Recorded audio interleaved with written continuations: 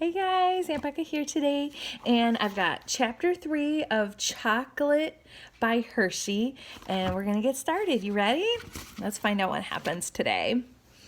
Chapter 3, Milton S. Hershey, confectioner. Do you know what that means? Candy maker. Right. All right.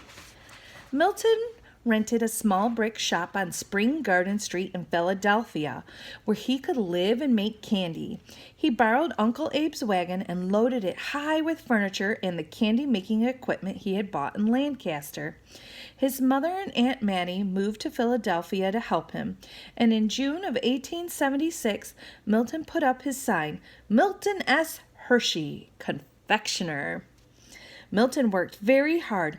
Often, at midnight, he was still boiling, cutting, and wrapping candies. Each candy sold for a penny, but this turned out to be a problem. As hard as he worked, Milton couldn't make candies fast enough to make a profit.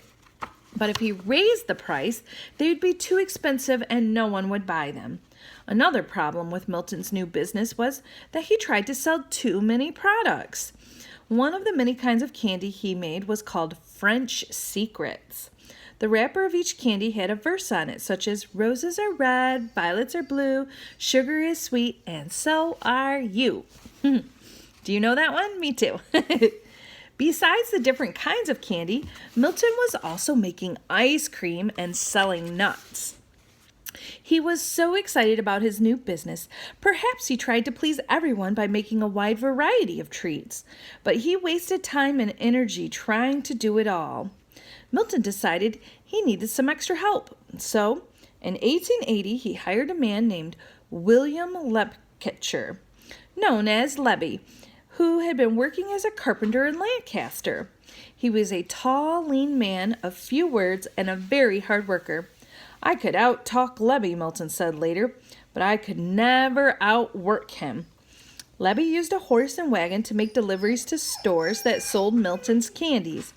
One day, not long after he left on his rounds, Lebby reappeared at the shop on Spring Garden Street with his clothes torn and his arm bleeding. Oh no! The horse had been frightened and bolted, Lebby explained to Milton, and the wagon overturned, dumping all the candy into the street.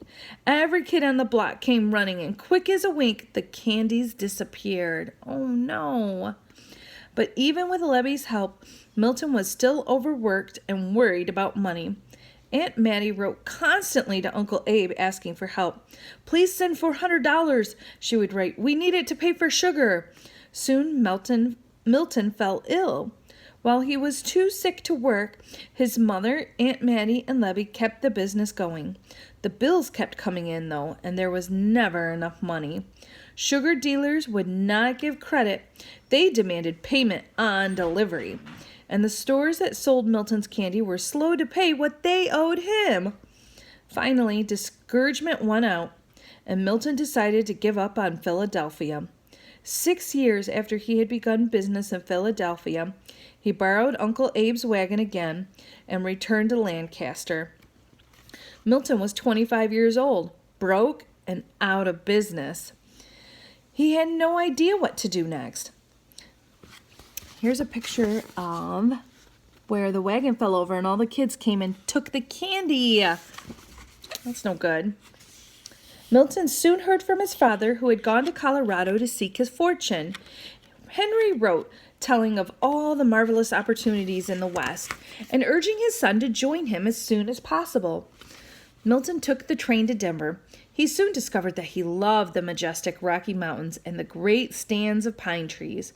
Now, he just needed to find a job. Milton found work with a candy maker who specialized in caramels. Although making candy is much the same everywhere, Milton knew right away that these were not ordinary caramels. In fact, these were among the most delicious caramels Milton had ever tasted. In addition to sugar and vanilla, they contained a secret ingredient, fresh milk. Milton's new boss explained that milk made them extra chewy and kept them fresh much longer. Milton enjoyed his work making caramels, and he had learned about an important new ingredient. In a way, He felt as if he were right back in Lancaster working for Joe Royer. Milton was working for someone else, and he still wanted to be his own boss. On the move again, Henry Hershey left Denver to work in Chicago as a carpenter, and Milton followed him there in 1883. Milton wanted to start his own business again, so he talked his father into teaming up with him. But after only 3 short months, the business was ground to a halt. Henry had some money problems and had to withdraw from candy making. Milton was frustrated, but he wasn't giving up that easily. He decided to try again, this time in the South. So he took the train to New Orleans. Unfortunately, he reached a dead end before he even started. There was no candy-making equipment to be had in all of New Orleans. He would have to send to New York for it and pay the freight for its delivery. Why not just go there himself?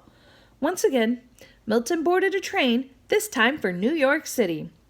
Milton soon got a job at Hewler's, a well-known candy maker. Every day he made whatever candy his boss wanted him to make. But every evening after work, he borrowed his landlady's kitchen and became his own boss. Most nights he boiled up a big batch of taffy. Taffy needs to be pulled. So when it had cooled, Milton wrapped the rope of candy around a big hook in the wall and pulled it until it was light in color and just the right texture. Then he cut the taffy into pieces, wrapped it, and put it in a basket. With the basket on his arm, he stood under a bright street lamp to sell his candy. In a very short time, Milton had enough money to buy a big steam kettle, and he was ready to try business for himself again. Milton rented a new shop, and once again, his mother and Aunt Mattie came to help him. Even his father returned from the West to join in the business. Milton worked harder and harder, but just as before, he had trouble making a profit. He couldn't borrow any more money from Aunt Mattie, since she had lent him all she had, and his uncles in Pennsylvania refused to be a part of another dime. One day, a man who sold cough drop machinery came into Milton's shop. The man offered to let Milton have the machinery if he promised to pay him $10,000 at a later date. Maybe a new product would help turn Milton's business around. Milton decided to take the risk. He promised to pay the man back and feverishly set to work making cough drops. Time went by, and Milton worried as the day to repay the money came closer. Finally, the due date came, but Milton had not made enough money. His risk didn't pay off. The salesman summoned a sheriff, and the cough drop machinery was taken away. Milton was in despair. He sadly scraped together enough money to send his mother and aunt home. There he is. He's walking a lonely street. Then he packed up the equipment he had left and sent it to Lancaster, the cost of shipping to be paid on arrival. Milton had just enough money left for his own railroad ticket home.